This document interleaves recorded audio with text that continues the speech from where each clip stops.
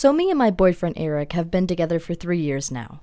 But before that, he used to be in an on and off relationship with his childhood sweetheart, Alicia. They would date for a few months and then break up, only to start dating again. It was after yet another breakup that we met. We were at the same party and we got along perfectly. Eric was so funny and he gave me all his attention, which, I guess, made me feel really special. When the party was over, he asked for my number and told me that we should meet next weekend.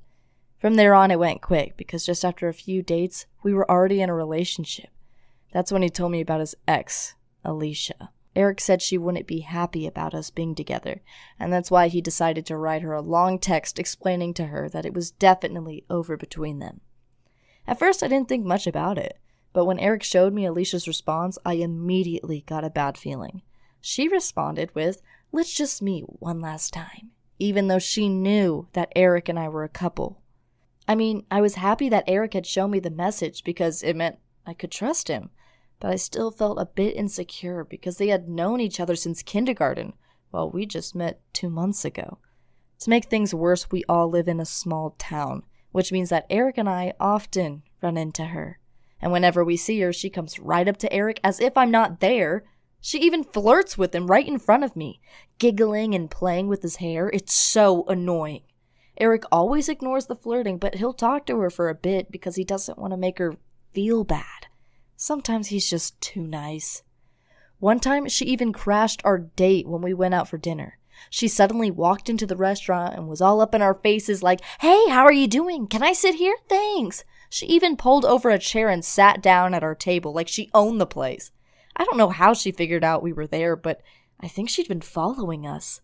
Eric was annoyed with her, but didn't kick her out either. The problem was that she'd already ordered a pizza and a $30 bottle of wine.